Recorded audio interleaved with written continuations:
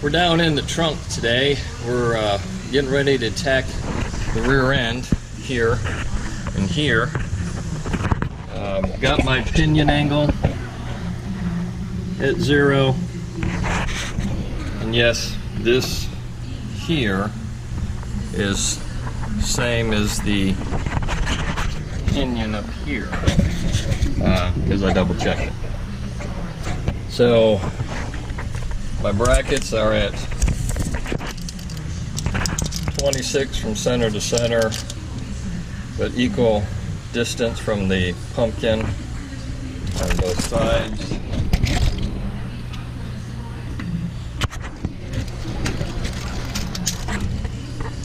It's hard to do this with two hands, hold the camera and measure. And then also, this one really matters. There's a line inside the pumpkin here, casting line, that runs directly up the center of the pinion. So I use that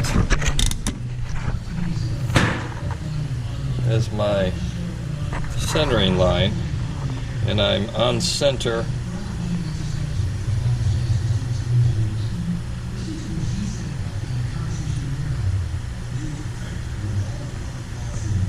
of the old centering line that I used to square up the car. So, and that's really not necessary as far as this and this, but the more things that add up and look right, the better off you are.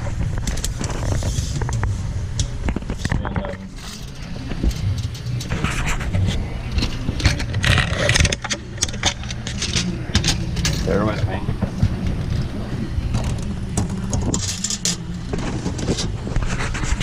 "26 inches from bracket to bracket." You measure the outside and then measure the inside, and you should be fine. That's tightened up, so that should be equal all the way down.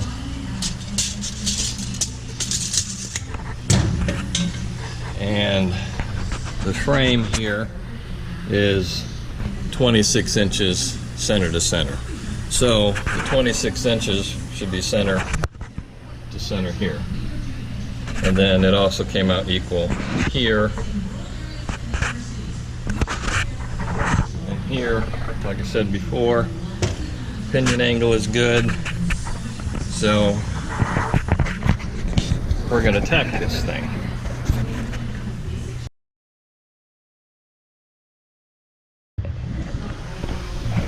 Alrighty,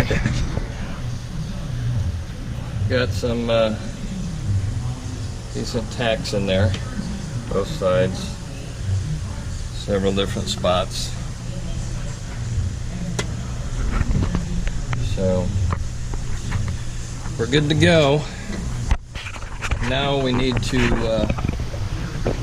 hook up my shocks, see where my shock brackets are going to end up. Get those nice and equal, tack those on.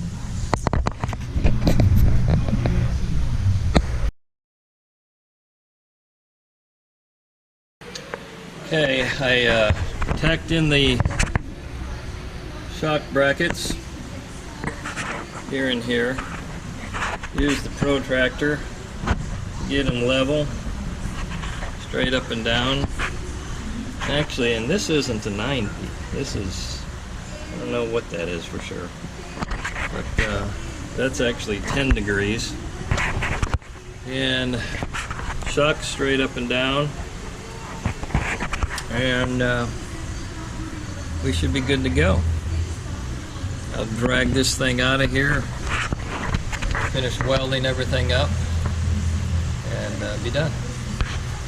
Get some axles ordered.